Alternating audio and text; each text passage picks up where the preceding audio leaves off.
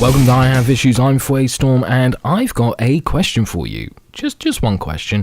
How the devil art thou? Other words, how are you? I hope you're keeping well. Sincerely, I really do mean that. I hope that you're keeping well. I'm keeping pretty good, to be honest with you. I've been keeping on my diet, which has been great. I've been looking after my foxes and spending time with them, which has been fucking awesome, absolutely awesome. And of course, I've been working on a few projects that I can't really say too much about at present. I wish I could, but I can't. They're good. They're going really good. I'm feeling really positive about these particular projects, and I really hope that you guys dig them, because I am really digging them myself. I've been doing a lot of reading lately as well. I'm in the midst, I'm about 2/3 of the way in to Dr. Jordan B. Peterson's 12 Rules for Life, An Antidote to Chaos, which is a really good book, really big, really dense, but absolutely fucking amazing. But it's not been the only thing that I've read. In fact, the other stuff that I've read kind of ties into a little subject that I wanted to talk about on this episode, but I'll quickly go through what they are. I've literally read 6 books in the past 3 days whilst I've been working on a certain comic book project. And these books, don't think, wow, he's read fucking how many books? Because they are mangas, okay? So you can get through one volume of a manga quite quickly, especially if you're me, apparently. And what ones did I be reading? Well, I tried out today. The latest one that I read was the first volume of My Hero Academia, which I gotta say, I'm not understanding the buzz behind it so far. I think the book is cute, for want of a better phrasing. I think it's cute, but I don't really think that it's for me. I'm in two minds on whether I'll carry on and get the second volume or not. One of the other books that I read was One Punch Man. I read both volumes 1 and 2, and I have fallen in love with that book big time. I've enjoyed it so much that shortly after putting down the second volume, I quickly went on to Amazon and I was like, right, I need volumes 3, 4, and 5 right now. They're on the way. I thought they were going to turn up today at the time of recording this podcast. But they haven't, so I'll probably get them tomorrow. And I've read volumes 1, 2, and 3 of Assassination Classroom, a book that, if you described that book to me and what it was about, I probably wouldn't have checked it out.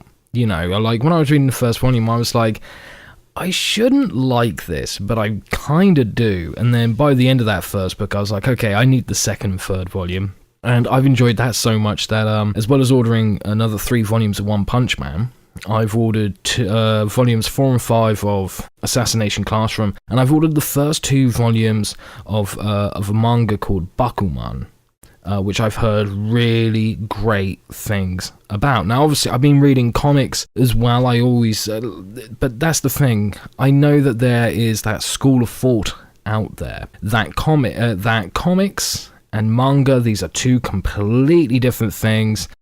And I'm one of those people that's like, just because manga is created and published and distributed and associated with Japan, doesn't mean that it's not a comic book.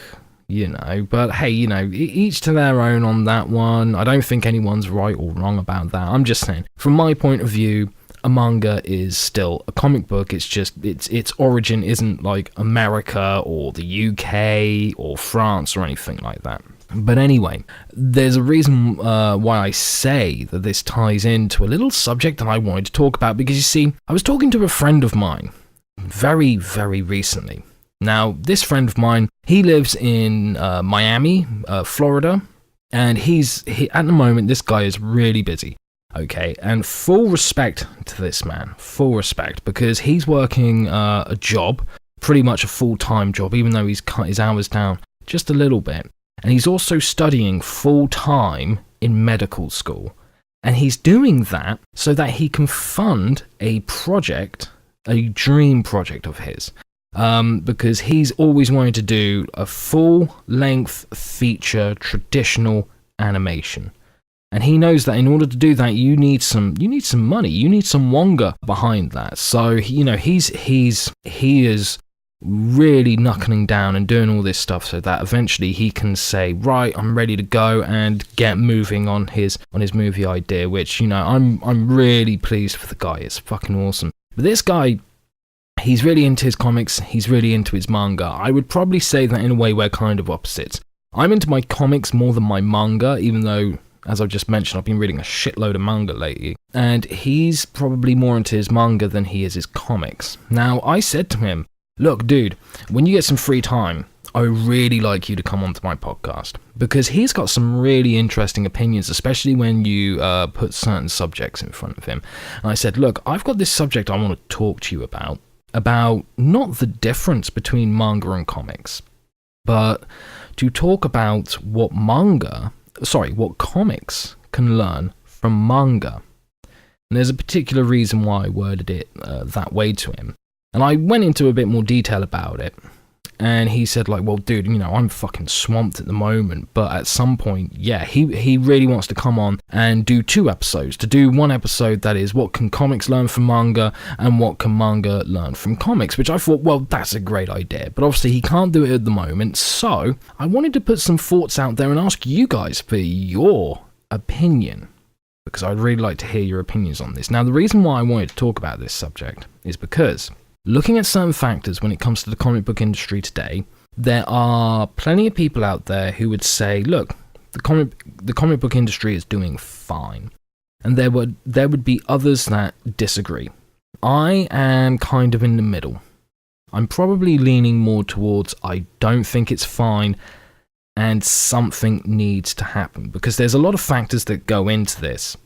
But there are a lot of vocal comic book readers online who aren't happy with the way the comic book industry is going, and for multiple reasons. It's very easy to jump on the bandwagon and say, well, one of those reasons is, and then put out a reason that a lot of people have talked about. But there are multiple reasons. You know, some of it is to do with pricing. Some of it is to do with variant covers and rebooting universes and shared universes and all sorts of stuff. Like there are a lot of people who are really pissed about the fact that, you know, I won't name any particular publishers, but I think you know who I'm talking about, will release a fucking, like, a number 1 issue, an issue 1 of a title, and then they're like, here's 50 variant covers, and it's put a lot of people off of buying those books, because they're like, well, I don't know if this is a variant cover or if this is another issue or if this is a completely different title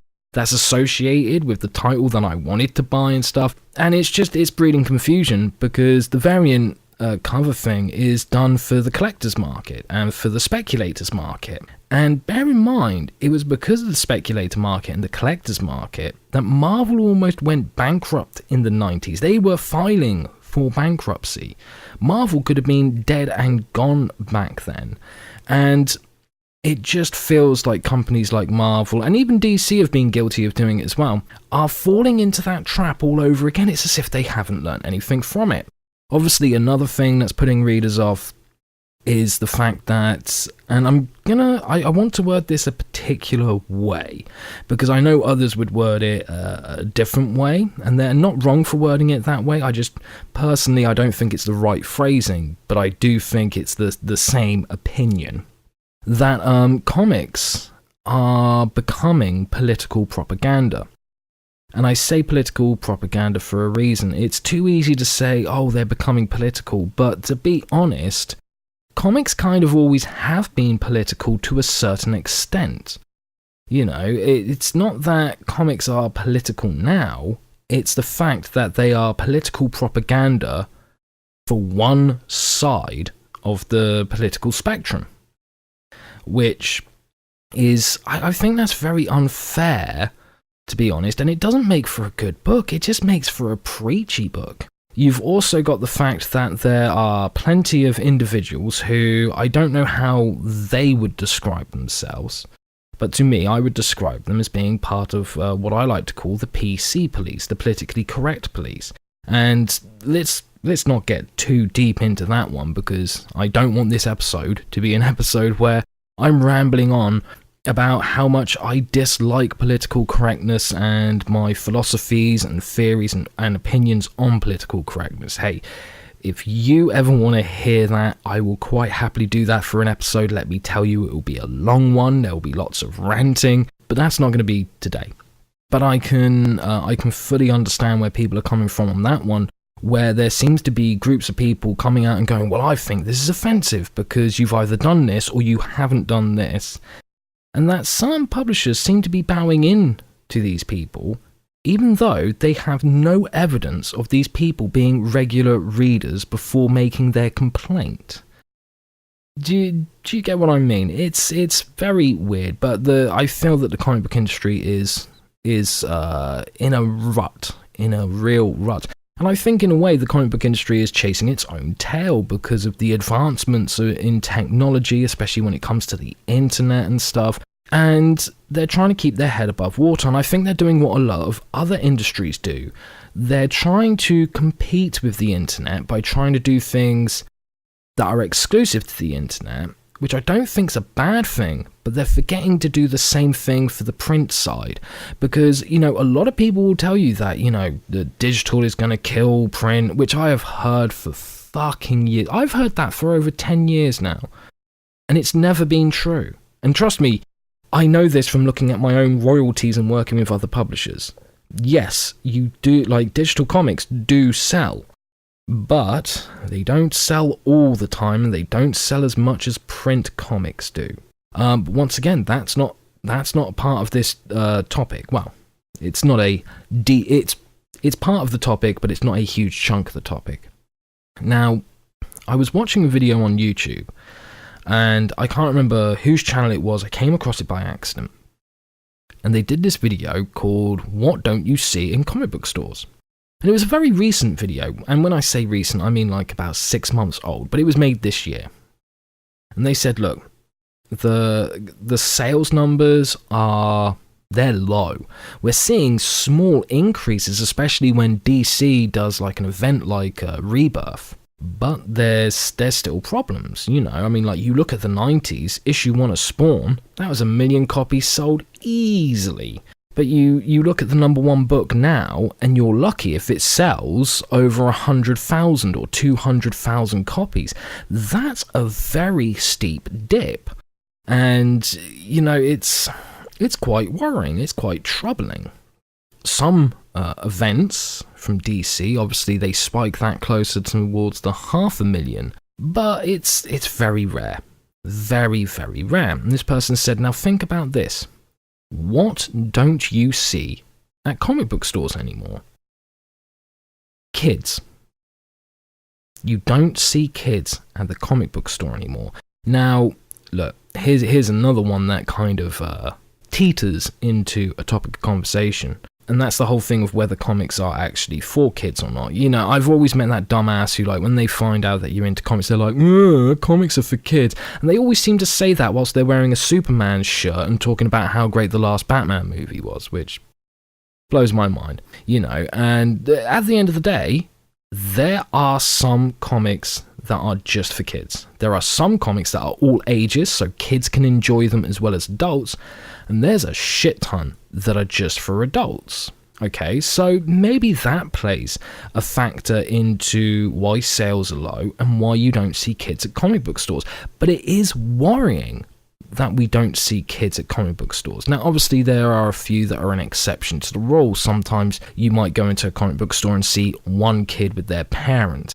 Chances are it's their parent that's reading the comics and wants their kids to get into comics. Because that's another thing. If you talk to people on the internet and look at certain forum threads and stuff, you will see that there are a lot of adults that are like, I want my kids to read comics, but they're just not going for it. Now, you have to ask yourself the question, why don't we see kids in comic book stores anymore? Well, it's very easy to say, hey, look, there's things like Xbox and PlayStation. Those capture kids' attention more. There's YouTube, there's social media in general, there's the internet, there's webcomics, but not all of the readers of webcomics are kids. You don't hear too many kids going, oh, I fucking read this awesome webcomic the other day. You do hear them talk about computer games a lot, and that's no offense to computer games whatsoever. But it does make you wonder, why are comics not so cool? And you will get a lot of kids who will say like, oh, I love comics. But what they mean is, I saw a comic book movie the other day, it was fucking amazing. And they associate seeing that movie with reading the comics. Okay, another problem, and I just want to state very quickly, I've got no problem with anyone saying, I'm into comics because they saw a movie. I don't care how you get into it, it's cool that you're fucking into it, okay? As long as you're not a dick about it, because trust me, I've got a few stories about people I've met who are absolute dicks about it. Maybe I'll do an episode on that at some time. But yeah, I got no problem with that, but it's very easy to, especially for kids, to get into that mindset of, well, I've seen the movie, therefore I've kind of read the comics, and it doesn't quite work that way. Another factor that comes into it is that there's so many comics, and so much of a rich history, that who's got all the time in the world to read every comic that was ever published, and who's got the fucking finances to do that and then stay on top of it? No one has. So another tool that we tend to use is we tend to go to Wikipedia, look up a comic title, and just get like the footnotes or the Cliff Notes version of, 70 years of particular titles and stuff like that. But someone made a very good point in the comments under this video. They said, look, it's very easy to list all this stuff, but we're forgetting one thing. Manga sales are through the fucking roof. They are in a really good place. They are pissing over American comics without even trying. I can't remember, is it Food Wars? I think is one of the titles, which I've heard people rave about, and it's about cooking. And every time there's an issue or a chapter or a volume that's released, millions upon millions of copies sell instantly.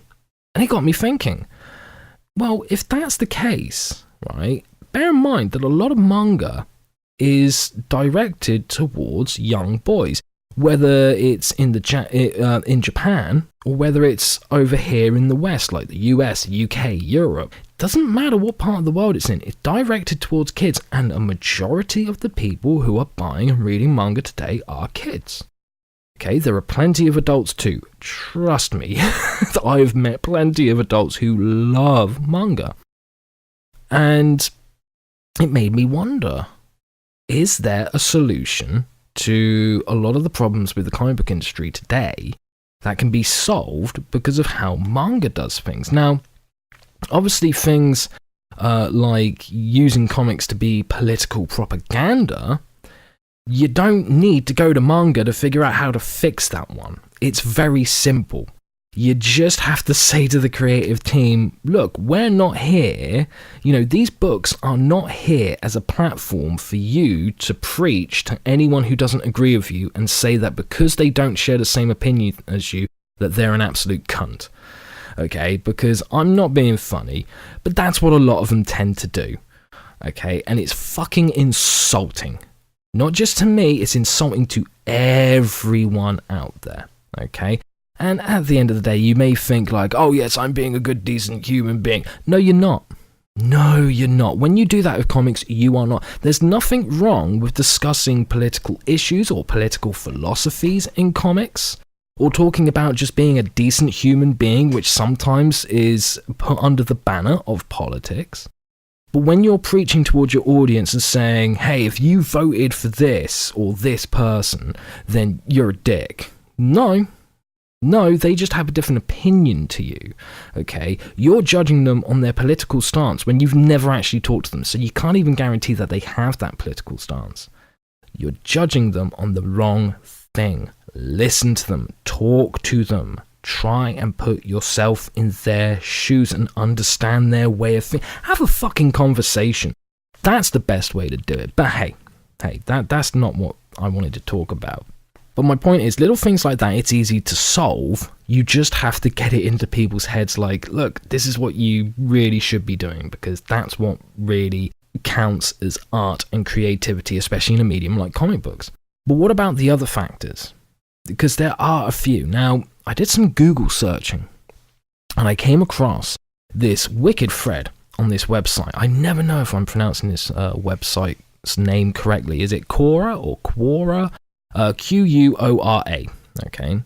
And someone asked the question of, why is manga viewed as better than comics? Now, I wouldn't have worded the question that way, because I don't think... Yeah, there are some people who think manga are better than comics, there's some people who think comics are better than manga, but majority of people are like me, they're like, I dig both. You know, like I said, I probably dig comics more than manga, but it doesn't mean that I think any less of manga. But anyway, they worded it that way. And there are a couple of good answers. And then this one guy comes along, who is from Japan, lives in Japan, and loves both comics and manga. And he gave a huge response to this question and went really deep and into detail about the differences between manga and comics and why manga, especially at this point in time, is outselling comics. Now, I'm not going to read the whole thread to you or the whole answer that he gave, but I'm going to read out a couple of select bits. Because his answer, especially these select bits, made me think that's why. That's why comics are suffering at the moment and why manga is thriving. And I don't think it has too much to do with the fact that a lot of it's marketed towards young boys. I think that's actually kind of irrelevant. I think it doesn't matter what demographic you fall under. It's something else. It's something deep within. Now listen, here's the first bit that I want to read to you. It's the first part of his reply, and he writes, all other answers are written by non-Japanese, so here is a perspective from a Japanese. Firstly, let's start off with the very obvious one. Western comic is usually in color, while Japanese comic, or manga, is in black and white. Some Western comic used to be black and white, but nowadays comic is sold as art piece to be collected. Now that's a really good point. You may not agree with him. I can't say that I 100% agree with him, but I do understand why he thinks that. And he leaves an example where it's a manga page put right next to a comic book page, and that's a really good point to make out. I think that kind of falls under the banner of the whole variant cover thing. It's because the publishers are trying to deal with the collector and speculative market. Now, here's the thing you need to understand about why something becomes valuable. Because when you're selling something as an art piece or something to be collected, you're saying to the buyer or the reader, whatever, that if they buy this now, they get it dirt cheap, because in a couple of years' time they'll be millionaires because they got hold of this. But this is the problem. The original comics, say like, is it Action Comics #1 with Superman on it? That's worth millions. Okay, I believe the last copy of that sold at auction sold for $3 million. I might be wrong. I haven't had time to research it, so don't lecture me if I'm wrong, but I think it was around 3 million. Now, there's a reason why that comic is worth 3 million. It's not because boys, girls, teenagers, and adults went out there, bought as many copies as they could, and then put them in a safe place where they could be kept in nice, pristine condition. It's because not too long after that, there was this seduction of the innocence scandal, where a lot of people believed that comic books were damaging for children to read, and it was causing a lot of problems, especially antisocial problems. And parents were encouraged to take their children's comic books and burn them, and there were parties where people would burn comic books. And comic books were frowned upon, and creators, if they were at parties or get-togethers or networking, if someone said, what do you do for a living, they would try and avoid the question or make up an answer so that they didn't have to admit that they wrote or drew comics, because if they had, they would have been a social pariah. That meant the amount of copies out there were minimal. Not only that, no one wanted them because they were considered too dangerous, so they got to a point where they were less than worthless. Then later on, comics were seen as good again. So when that happened, that's when they became valuable, and it's all because they got to that point where they were less than worthless. So think about that now. Say with something like Star Wars. A new Star Wars movie comes out. Disney gives license to a toy company. They make a shitload of Kylo Rens or BB-8s, and everyone goes out there and they buy one to keep in the box and one to open, and they sell millions of them. But they're not less than worthless. And because Star Wars is so popular and growing in popularity all the time, they're never going to be less than worthless, which means they're never going to increase in value. So that's a big problem with the comic book industry today. They're trying to sell them as art pieces to be collected so that they gain in value, and they never do. So I think that's a very good point to bring up. You know, it's creating comics for the wrong reasons, basically. Now, he continues, he says, manga in its initial issue is always printed as a part of anthology periodical, which is the size of a small phone book printed on cheap recycled paper. They get thrown away together with old newspaper, sometimes only after the end of a train trip from home to work. See the different colour of pages visible on the side of these magazines. And he's shared a picture, which is a picture of these anthology periodicals that, more often than not, they are published weekly. Let me tell you, those fuckers are thick. Really thick. There must be somewhere between 200 to 300 pages of manga and comics in there. So, and I'm not sure whether they're sort of like close to your standard comic book size in dimension, or whether it's closer to like your novels, which is kind of like when you buy a volume of a manga, that's, you know, they're kind of the same dimensions and size of a novel. But anyway, he's making a really good point here. He says, see the different colour of pages visible on the side of these magazines. That shows the magazine uses same recycled paper as newspapers. This is the reason manga are all in black and white. Papers used to print it are too cheap. Manga is still a pulp fiction at heart. Related to this is art style overall. While old classic Western comic like Tintin or Asterix or Archie have cartoon style of drawing, current drawing style of Western comic is more realistic and, dare I say, better. Now that's a really good thing that he's pointed out, saying like, look, you know, manga's awesome, but what comic book artists do in the US and the UK, he considers to be better, and he's done a comparison, which is cool. I think the fact that they're serialized in an anthology is a really important factor, because a lot of manga out there, even the shorter manga, say something like Death Note, which by the way I fucking love Death Note.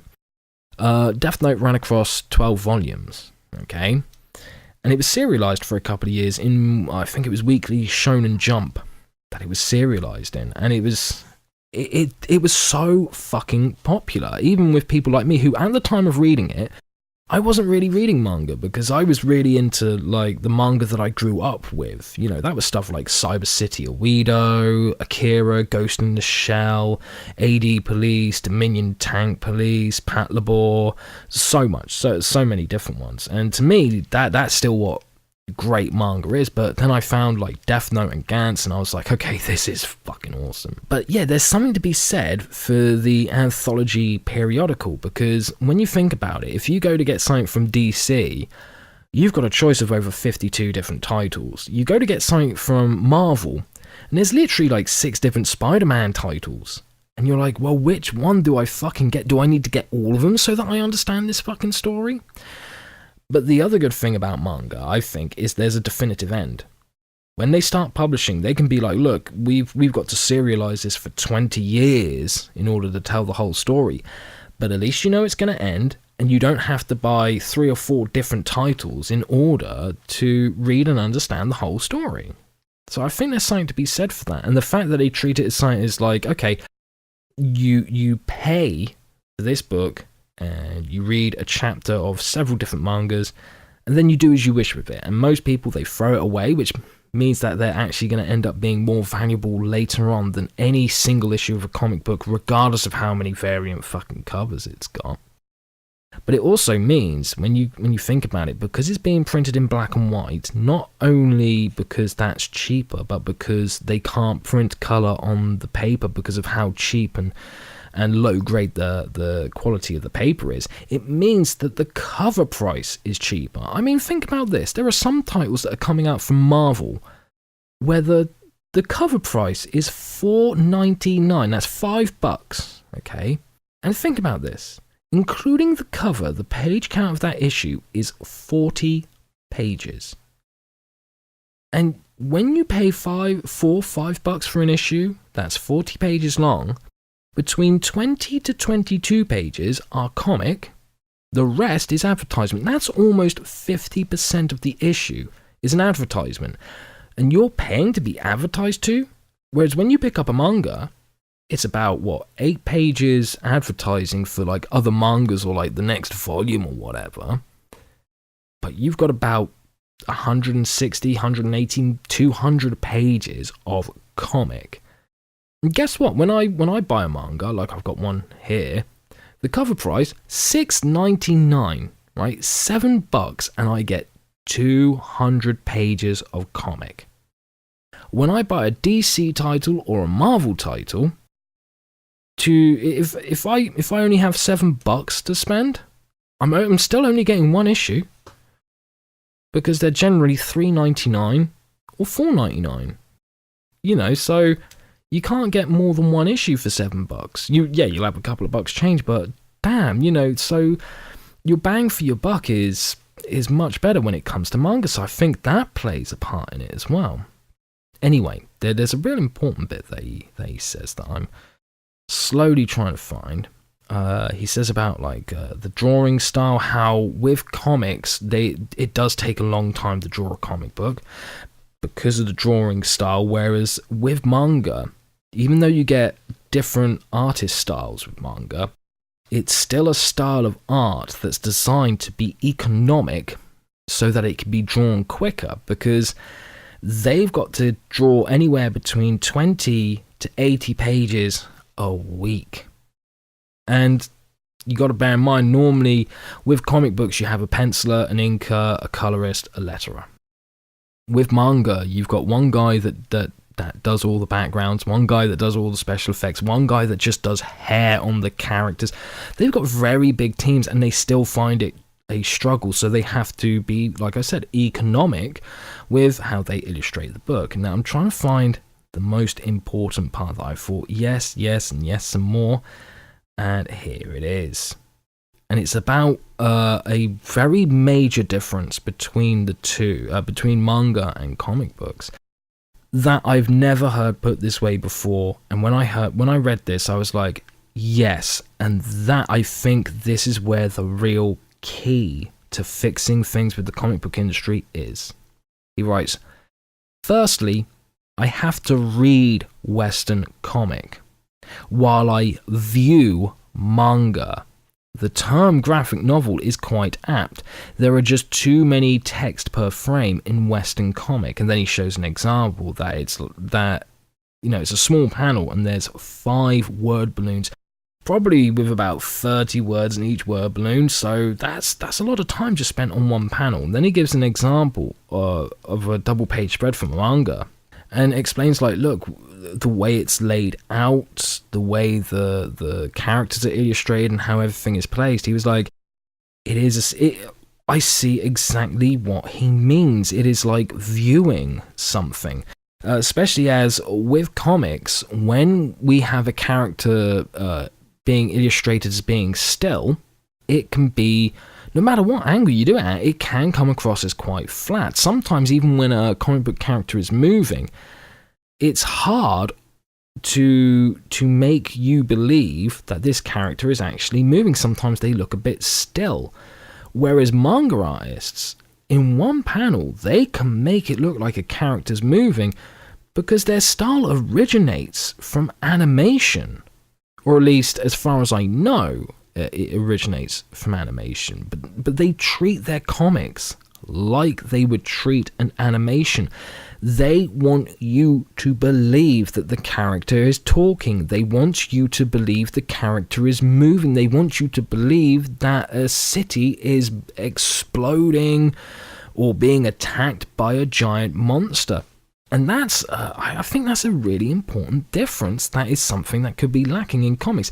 Now listen, there are plenty of other reasons, and it's hard for me to go through them all, especially as I'm on my Todd doing this episode. But like I said, maybe not in the next episode, but definitely one of the future episodes, I will be getting my friend to join me on at least one episode to talk about this issue more. But I would love to hear your thoughts and hear your ideas and what you think about the whole situation. And do you think that there could be some stuff from Manga that American comics could incorporate that could possibly make comics awesome again in the eyes of kids and adults, apart from having to deal with certain factors that people are not happy with at the moment? I would love to know. There's a contact form on my website. Please, if you have any thoughts, email me. I would love to hear them. But anyway, I'm going to leave it there for now, and I gotta say, I love doing this. I love getting to talk to you. I know I've said it before, I know it's a bit one-sided, but what can you do when it's a one-man podcast? Before I do go, I mentioned about my friend. I am working on a comic book project with an artist as well, so it's a project where I'm just writing it and they're illustrating it. Like I said, I feel it's going great. I'm going to be talking more about it in the future. I'm hoping to get him on an episode of this podcast as well. Whether that's soon or later on, I don't know, but I'm going to do my best. But anyway, as I said, it's time that I go. So take care of yourself, okay? That's a very important thing. Take care of yourself. Take care of each other as well. That's also a very good thing. And until next time, peace and fucking believe.